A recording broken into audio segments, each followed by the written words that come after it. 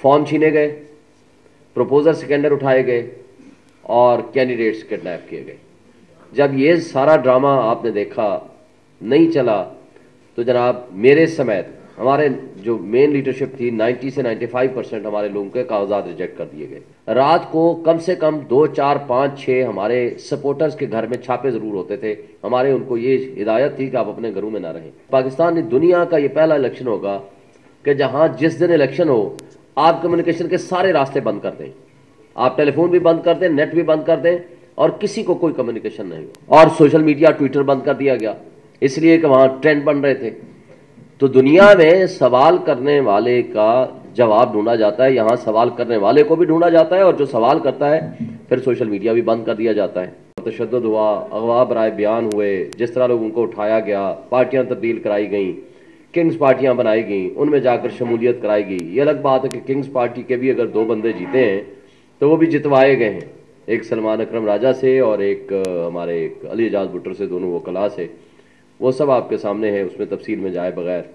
और जो पख्तून के PK में हुआ परवेज़ खटक साहब के साथ, वो हमारा एक आम वर्कर जिसने उनको हरा दिया, 5000 वोट उन्होंने लिए। चूँकि मेरे सारे दोस्त अब PTI के KPK से आते हैं, उन्होंने मुझे ये कहा है कि आपने तरीक़ाकार गलत अडॉप्ट किया, आपको फॉर्म 47 का वो तरीका अडॉप्ट करना चाहिए था जो हमने किया। हम जिस तरह गए और जाकर बैठ के ज़बरदस्ती हमने उनसे वो रिज़ल्ट हासिल करने में कामयाब हुए हैं। और जो हमारे लोग उनके बकौल कमज़ोर थे, जो नहीं गए या रात को जश्न मना के सो गए कि जी ये रिज़ल्ट है, तो उनके खिलाफ फिर फैसले आ गए। बहरहाल तो एक जो प्री पोल रिगिंग हुई, सारी चीज़ें हम माजी की छोड़ भी दें। जिस दिन हमने नॉमिनेशन फॉर्म जमा कराए, आप सारे media, social media, electronic media, print media, सब ने देखा। फॉर्म छीने गए, प्रपोजर सिकंडर उठाए गए और कैंडिडेट्स किडनैप किए गए। जब ये सारा ड्रामा आपने देखा नहीं चला तो जनाब मेरे समेत हमारे जो मेन लीडरशिप थी 90 से 95% हमारे लोगों के कागजात रिजेक्ट कर दिए गए। और उसके बाद फिर हम हाई कोर्ट में गए और वहां से हमारी कोई 90% लोग हमारे रेस्टोर होकर वापस आए। ये तो था प्री पोल रिगिंग के उस वक्त तक जब तक कागजात एक्सेप्ट नहीं हुए। उसके बाद मैं अपने हल्के की बात करता हूं। मेरी ये कॉन्स्टिट्यूंसी थी, इस F8 से पीछे पीछे सारा ये मेरा हल्का था। मैं ये समझ रहा था कि मैं एक वकील होने के नाते 33 ईयर्स मेरी प्रैक्टिस है, मैं बार का प्रेसिडेंट रहा हूँ, हाई कोर्ट बार का, मैं बार काउंसिल का फाउंडर वाइस चेयरमैन रहा, पाकिस्तान बार काउंसिल का मेंबर रहा। तो शायद मेरे हल्के में सुप्रीम कोर्ट है, हाई कोर्ट है, इलेक्शन कमीशन है, पार्लियामेंट हाउस है, प्राइम मिनिस्टर है, प्रेसिडेंसी है, डिप्लोमेटिक इनक्लेव है, ये प्री पोल रिगिंग वाला कॉन्सेप्ट नहीं चलाएंगे। और मेरी एक पोलिंग स्टेशन बल्कि मेरा प्राइम मिनिस्टर हाउस के अंदर भी था, जहां प्रेसिडेंसी के, प्राइम मिनिस्टर हाउस के एम्प्लॉइज, डिप्लोमेटिक इनक्लेव में रहने वाले लोग, उनकी लोगों की वहां वोटिंग थी। और वहां से भी मैं बड़ी लीड से जीता हूं।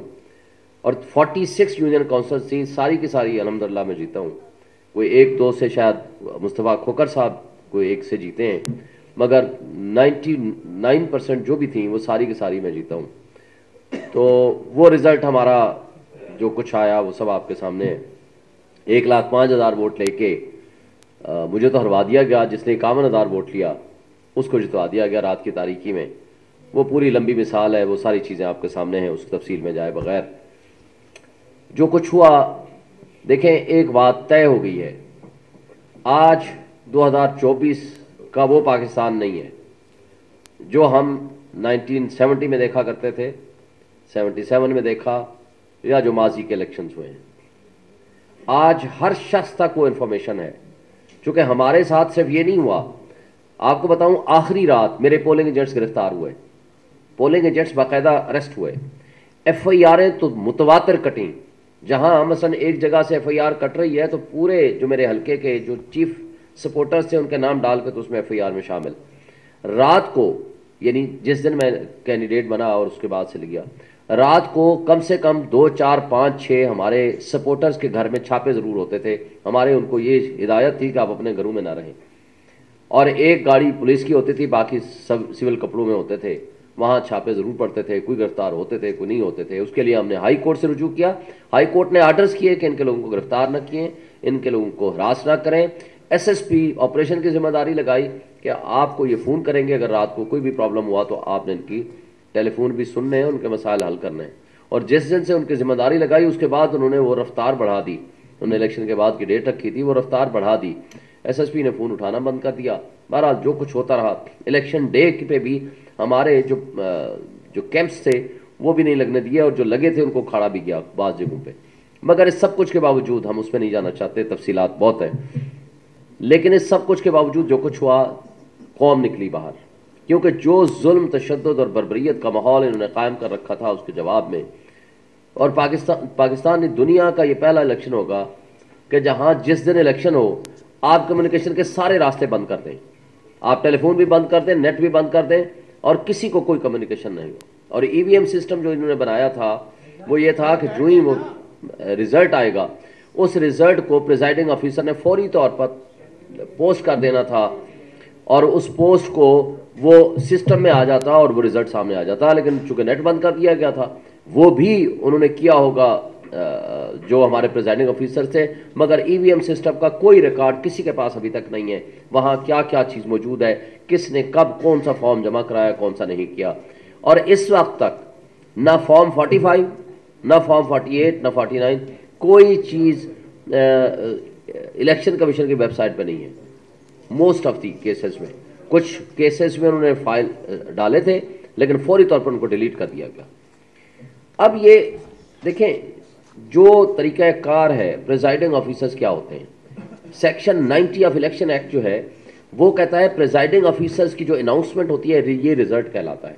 यानी उसका तो आप समझते हैं, सारा दिन को जो वोटिंग हुई और उसके बाद काउंटिंग जब होगी, एजेंट्स मौजूद होंगे, उन एजेंट्स की मौजूदगी में presiding officer, assistant presiding officer उनको काउंट करेगा, तमाम पोलिंग एजेंट्स को साइन करेंगे, और अगर कोई पोलिंग एजेंट एतराज़ करेगा या साइन नहीं करेगा तो उसका एतराज़ उस पर लिखा जाएगा। और हमारे हल्कों में, और जो मेरे पास आए हैं, जो बाकी दोस्तों के भी आए हैं, किसी हल्के में उन्होंने एतराज़ नहीं किया पोलिंग एजेंट्स ने, यानी वो एक्सेप्टेड था from the other side also. और वो पोलिंग एजेंट्स का, और वो जो रिजल्ट था, यानी सेक्शन 90 का सब सेक्शन 10, 12 और 13 इसको रिजल्ट कहता है, ये रिजल्ट है। अब फॉर्म 47 क्या है, वो कंपाइलेशन है, वो स्टेटमेंट कहलाती है। उसको सेक्शन 92 जो है वो स्टेटमेंट कहता है, प्रोविजनल स्टेटमेंट होती है। वो उन सबको इकट्ठा जमा करता है और कंसोलिडेट करके वो उसको फॉर्म 47 जारी करता है। ये बात जहन में रहे। जैसे मसलन हमारे हल्के में 47 में 387 पोलिंग स्टेशन थे। 387 पोलिंग स्टेशन के ऊपर तकरीबन अगर 5 या 6 एजेंट्स भी बैठे हुए, एक प्रिजाइडिंग ऑफिसर और असिस्टेंट प्रिजाइडिंग ऑफिसर के दस्तखत हों, तो तकरीबन 387 के 3000, तकरीबन 3000 मुख्तलिफ अशखास के उसके ऊपर दस्तखत है। 3000 दस्तखत को उठा करके एक करप्ट रिटर्निंग अफसर उसको उठा करके डस्टबिन में डालता है, और वो उसके ऊपर दस्तखत करता है फॉर्म 47, और वो उसको बना देता है कि जी ये हतमी हो गया। और उसी की बुनियाद पर फिर बैलेट पेपर्स, जो पोस्टल बैलेट पेपर्स आते हैं, उसको रिजल्ट शामिल करके वो सेक्शन 95 का फॉर्म 48 बनता है। उसके लिए भी नोटिस देना ज़रूरी है। 92 में भी फॉर्म 47 बनाते वक्त भी प्रेजेंस ऑफ द कैंडिडेट होना ज़रूरी है। ये कोई फॉर्मेलिटी पूरी नहीं की। बल्कि मेरे केस में तो क्या हुआ, हम इलेक्शन कमीशन से स्टे ले आए कि जनाब फर्दर कंसल्टेशन रोक दी जाए फॉर्म 48 वाली। हम 11 तारीख का टाइम था, 11 तारीख को हम सुबह पहुंचते हैं, 11:30 बजे, 12 बजे का टाइम था। वो हमें लिख के देता है आरओ कि जनाब आपका process of consultation election commission ने रोक दिया, लिहाजा हमने भी रोक दिया है, फर्दर कंसल्टेशन इज पोस्टपोन। हम जाते हैं, घंटे बाद जनाब वो हमारे अपोनेंट को बुलाता है और वहाँ सारे रिकॉर्ड टेम्परिंग करता है, जो भी करता है। रात को इलेक्शन कमीशन खुद अपने स्टे के बावजूद, रिटर्निंग अफसर के ऑर्डर्स होने के बावजूद रात को नोटिफिकेशन आ जाता है। और जो जिस तरह इलेक्शन कमीशन कर रहा है, जिस तरह की करप्ट ब्यूरोक्रेसी कर रही है, आप मुतरासिर नुमाइंदगी की बात कर रहे हैं, कर लें मुतरासिर नुमाइंदगी, लेकिन बात यह है कि जो सरेआम सबकी आंखों के सामने डाका डाला जा रहा है, आपको वोट पड़े हैं फर्ज करो 7000, अगले बंदे को उन्होंने 77,000 डाल दिए, आपको पड़े हैं 1,05,000, उन्होंने उठा करके उसको 1.5 लाख कर दिया, आप करेंगे क्या? मुझे कराची के एक मुंतखब शुदा 47 के मुताबिक मुंतखब शुदा, जिसके 4,000 सिर्फ शायद वोट हों, उनमें से एक बंदे ने मुझे बताया कि हाँ आपके लोगों ने 1-1 लाख की लीड से लोग जीते हुए थे, लेकिन हमने हरा दिया। और जो कुछ हुआ इस्लामाबाद के हल्के में, तीनों हल्कों में हम बड़ी लीड से जीते। और शुक्र है इस बात का कि मियां असलम साहब, काशिफ चौधरी साहब, मुस्तफ़ा खोखर साहब, इवन TLP के हाफिज खबर अखलास साहब, बाकी लोग सब खड़े हो गए। उन्होंने कहा भाई वही फॉर्म 45 है ना, जो आपके पास है वो हमारे पास है, वही सबके पास है। लेकिन आज तक उन लोगों ने फॉर्म 45 सामने नहीं ले आए। मगर इन चीजों को पहले होती थी चोरी, अब चोरी के ऊपर तो चलो कुछ ना कुछ हो सकता है कि चोरी हुई है या नहीं हुई, वो डिस्प्यूटेड क्वेश्चन अफेक्ट होता था। यहां जिस तरह की डाकाजनी हुई है, हमारे ऐसे वकला साहबान